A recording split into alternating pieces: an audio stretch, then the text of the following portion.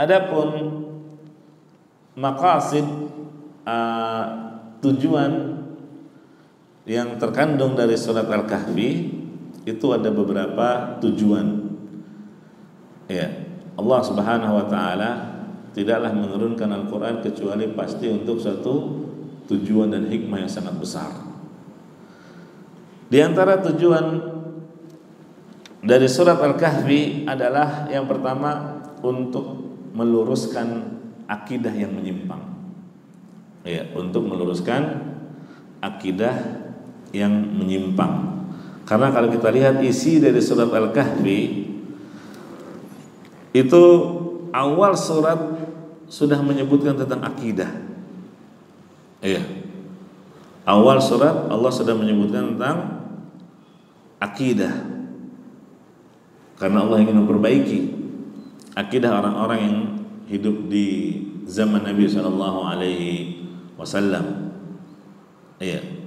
Di antaranya apa? Keyakinan mereka tentang Allah Subhanahu wa taala. Orang-orang Quraisy, musyrikin Quraisy memiliki keyakinan, ya, keyakinan yang salah terhadap Allah Subhanahu wa taala. Mereka mengatakan bahwa Allah itu mempunyai anak-anak perempuan. Siapa itu? Para malaikat.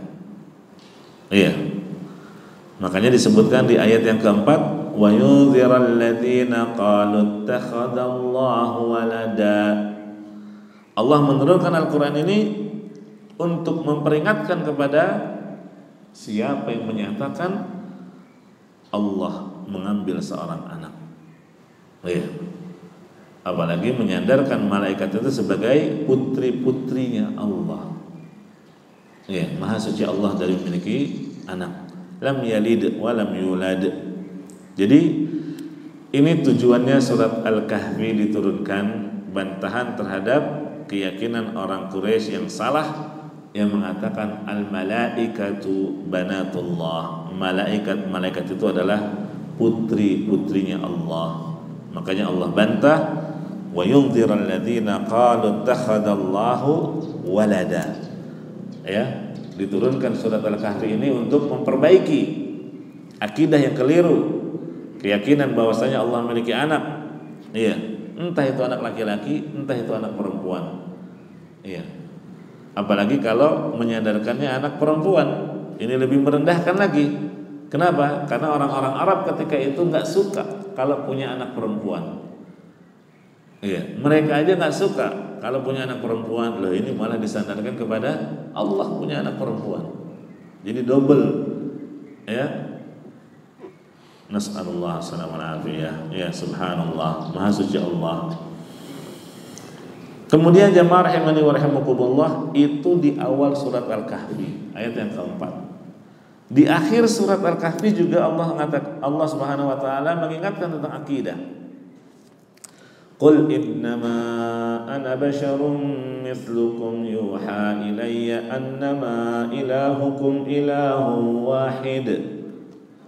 Katakanlah, sesungguhnya aku ini manusia seperti kalian. Nah, ini Nabi Muhammad SAW diperintah oleh Allah untuk mengatakan, aku ini manusia biasa seperti kalian. Yang diwahyukan kepadaku bahwa tidak ada ilah, tidak ada Tuhan yang berhak disembah kecuali hanya Allah. فَمَنْ كَانَ يَرْجُو لِقَاءَ رَبِّهِ فَلْيَعْمَلْ عَمَلًا صَالِحًا وَلَا يُشْرِكْ بِعِبَادَةِ رَبِّهِ أَحَدًا. Nah, ini sisi pendalilan kita. Apa kata Allah? فَمَنْ كَانَ يَرْجُو لِقَاءَ رَبِّهِ, barang siapa yang mengharap perjumpaan dengan Tuhannya. Ya, semua kita pasti berjumpa dengan Allah. Tapi kenapa di sini dibahasakan seperti itu? Maksudnya mengharap berjumpa dengan Allah dalam keadaan Allah ridho kepada kita. Ya, dalam keadaan kita senang berjumpa dengannya. Karena nggak semua orang berjumpa dengan Allah dalam keadaan seperti itu. Iya, ada orang-orang yang takut berjumpa dengan Allah. Ada orang-orang yang berjumpa dengan Allah dalam keadaan Allah murka kepadanya. Nah, adapun yang dikatakan di sini adalah berjumpa dengan Allah dalam keadaan Allah ridha. Kita pun senang dan rindu bahkan berjumpa dengannya. Nah, siapa yang ingin berjumpa dengan Allah dengan sifat seperti tadi, falyamal amalan salihah, hendaklah dia mengerjakan amalan yang saleh. Amalan yang saleh adalah amalan yang sesuai dengan contoh Rasulullah sallallahu alaihi wasallam, sesuai dengan petunjuk Nabi Muhammad sallallahu alaihi wasallam. Termasuk juga amalan-amalan saleh yang lainnya secara umum. Iya. Dan mengerjakan amalan saleh itu termasuk salah satu kunci kebahagiaan.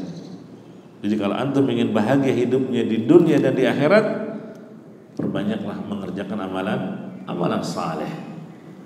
Iya. Nggak ada ceritanya orang yang banyak beramal saleh terus hidupnya sengsara, hidupnya galau, gelisah, risau, stres. Nggak ada. Justru kalau ingin bahagia, tentram, ya, tenang hidup antum, perbanyak amalan saleh. Iya, yang manfaatnya di dunia, terlebih lagi nanti di akhirat. Wala yusyrik bi'ibadati rabbih ahada. Nah, ini, dan jangan mempersekutukan seorang pun dalam beribadah kepada Allah. Ini larangan berbuat syirik. Nah, ini yang pertama, tujuan atau maqasid atau kandungan yang ada di dalam surat Al-Kahfi adalah untuk meluruskan akidah yang menyimpang. Hadza siratun mustaqim.